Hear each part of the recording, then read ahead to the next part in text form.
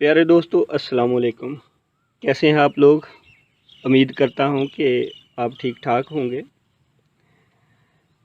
Different vegetables की production बढ़ाने के लिए मुख्तलिफ़ तरीके इस्तेमाल किए जाते हैं, जैसे नई और हाइब्रिड वैरायटीज़ का डेवलप करना। इसी तरह बेस्ट कल्चरल प्रैक्टिसेस, यानी आप सब्ज़ियों को लगाने के जो तरीके हैं वो बेहतर से बेहतर इस्तेमाल करें, ज़मीन की तैयारी अच्छी करें, पानी और न्यूट्रिएंट्स और बाकी जो ग्रोथ के लिए ज़रूरी चीज़ें हैं उनका ख़ास ख्याल रखें। इन्हीं में आजकल एडवांस कंट्रीज़ में जो बड़ा आसान सा तरीका इस्तेमाल हो रहा है वो है वेजिटेबल ग्राफ्टिंग का। वेजिटेबल ग्राफ्टिंग एक ऐसा तरीक़ाकार है जिसमें हम एक वेजिटेबल का रूट स्टॉक और दूसरी वेजिटेबल जो है उसका सयान इस्तेमाल करते हैं। और फ्रूटिंग ट्री पे तो ये बहुत पहले से ये तरीक़ाकार इस्तेमाल किया जाता रहा है कि हम जो बेहतरीन वैरायटी होती है हम उसकी कोई ब्रांच लेके, तो आम सी जो वैरायटी है उसके रूट स्टॉक पे हम उसकी कलमकारी कर देते हैं, यानी ग्राफ्टिंग कर देते हैं। वेजिटेबल्स में ये प्रोसेस अब शुरू हो चुका है और इसकी वजह से कई गुना ज़्यादा पैदावार बढ़ाई जा सकती है, क्योंकि सेम सीज़न में उगने वाली जो वेजिटेबल्स हैं उनमें से कुछ वेजिटेबल्स जो हैं वो माहौल से बुरी तरह मुतासर भी होती हैं और उनका ग्रोथ सीज़न बहुत लिमिटेड होता है, जिसकी वजह से वो कम पैदावार देती हैं। जबकि उसी सीज़न में उगने वाली जो दूसरी वेजिटेबल्स हैं वो लंबे अरसे तक सर्वाइव करती हैं, उनका रूट सिस्टम बेहतर डेवलप हुआ होता है। तो इन चीज़ों को मद्देनज़र रखते हुए हम डिफरेंट वेजिटेबल्स की एक दूसरे के ऊपर ग्राफ्टिंग कर सकते हैं। ये आपके सामने ये मेरे पास जो है ये पॉट में लगा हुआ एक जो है पौधा है, बेल है, हलवा कद्दू, और ये जो है वो ये देख सकते हैं आप, काफ़ी लंबी हो गई है। इसके बाद जो दूसरा प्लांट है मेरे पास, दूसरी जो वाइन है वो ये है, ये खीरे की वाइन है। ये देखें आप, इसके ऊपर खीरे लग रहे हैं, ये फ्लावरिंग पे है। तो मैं ये चाह रहा हूँ, क्योंकि खीरे की बेल जल्दी ख़त्म होने वाली होती है ओपन एनवायरनमेंट में, टनल में ये ज़्यादा देर तक भी चलती है लेकिन ओपन एनवायरनमेंट में ये जल्दी ख़त्म हो जाती है। तो मैं ये चाह रहा हूँ कि ये जो देर तक चलने वाली हलवा कद्दू की बेल है इसके ऊपर ये ग्राफ्टिंग करूँ। तो इसके लिए करेंगे क्या कि ये दोनों पार्ट्स जो हैं इनको एक दूसरे के करीब रख के, तो जो रूट स्टॉक मैं यूज़ करना चाह रहा हूँ वो हलवा कद्दू का है, और जो इसके ऊपर कलम लगाएंगे या इसकी ग्राफ्टिंग करेंगे वो खीरे की होगी। हलवा कद्दू की इसलिए मैंने बेल सेलेक्ट की है कि ये ज़्यादा रेजिस्टेंट है, नामुवाफ़िक मौसम के ख़िलाफ़ लड़ने की इसकी सलाहियत ज़्यादा है। और इसके साथ साथ जैसे आप लोग देख सकते हैं कि इसकी ये हर नोड से भी रूट्स जो हैं वो पैदा होती हैं। जैसे यहाँ पे ये पैदा हो रही है, ये अगली नोड पे भी हो रही है, इस नोड पे भी रूट पैदा हो रही है, इस पे भी रूट पैदा हो रही है, और जैसे जैसे ये ग्रो कर रही है तो इसकी जो है वो रूट हर नोड पे ये बन रही है। तो इसका फ़ायदा ये होता है कि ये रूट्स भी ज़मीन पे पेनिट्रेट कर जाती हैं। अगर मैं इनके साथ कुछ और मिट्टी डाल के पार्ट रख दूंगा तो ये रूट्स जो हैं ये भी उसमें ग्रो करना शुरू कर देंगी, और पौधे को जो एक गमला ताकत दे रहा उससे कई गुना ज़्यादा ताकत मिलेगी। तो इसके ऊपर जो सयान लगाया है खीरे का, जो सयान लगाया है इसके ऊपर, तो उसको फिर ज़्यादा ताकत मिलने की वजह से उसके ऊपर पैदावार ज़्यादा आएगी। तो इसमें सबसे पहले ग्राफ्टिंग के ये डिफरेंट मेथड्स हैं, जैसे टंग ग्राफ्टिंग है, नीडल ग्राफ्टिंग है, इसी तरह ये साइड ग्राफ्टिंग भी होती है।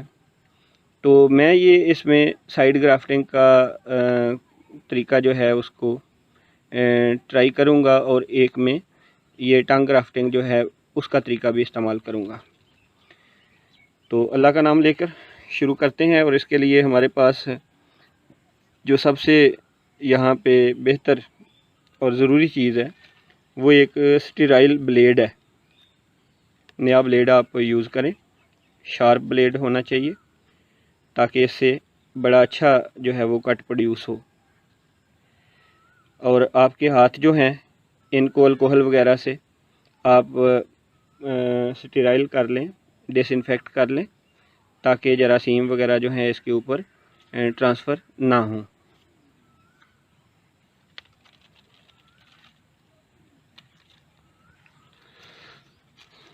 जी डियर्स, तो अब ये 2 पॉइंट्स मैंने सेलेक्ट किए हैं। ये हलवा कद्दू की बेल है और इसके ये इंटरनोड मैंने सेलेक्ट किए यहाँ पे, और ये खीरे की है ब्रांच। तो इसके यहाँ पे इन दोनों के दरमियान में मैं ये साइड ग्राफ्टिंग करना चाह रहा हूँ।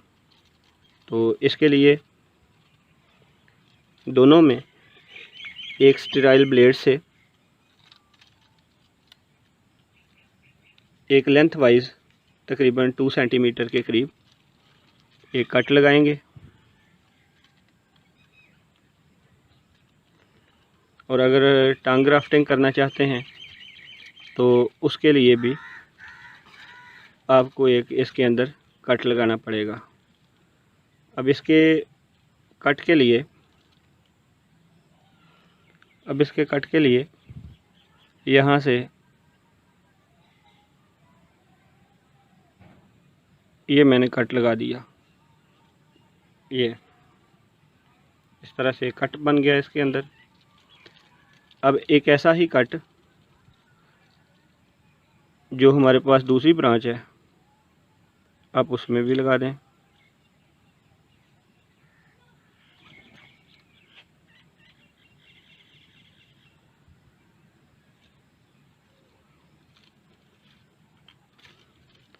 ये हमने इसमें भी एक कट लगा दिया।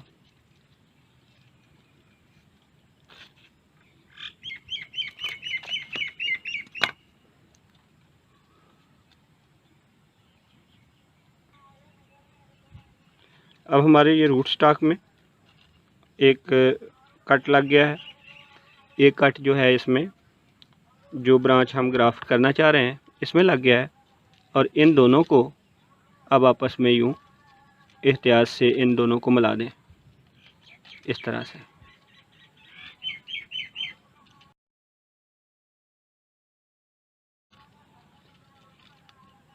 इसको इनके साथ मिलाते वक्त ये ख्याल रखना है कि ये ग्राफ्टिंग जो है यूनियन ये बिल्कुल सिमेट्रिकल हो। अब ये यूनियन सिमेट्रिकल हो गया। अगर जो है वो ये मैं एनलार्ज करके आपको दिखा सकूं तो ये एक दूसरे में ये फंसा दिया हमने।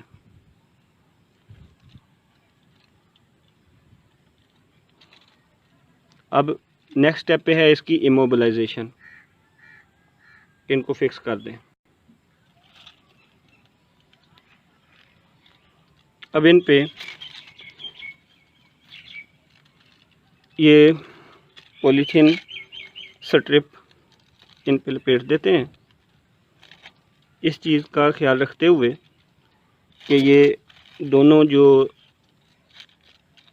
कट सरफेस हैं इनका मैक्सिमम एरिया एक दूसरे के आमने सामने हो, एक दूसरे के साथ ये जुड़ जाएं।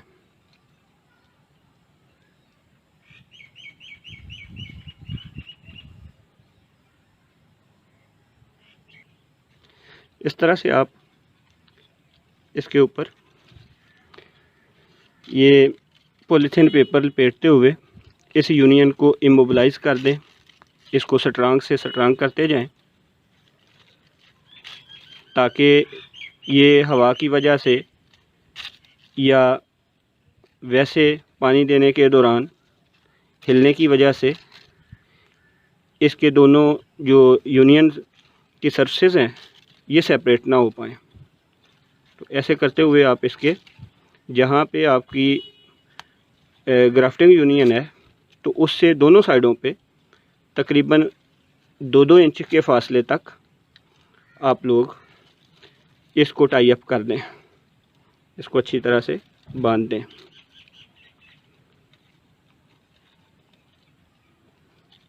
और इसको इस कंडीशन में 1 वीक के लिए जो है वो रहने दें।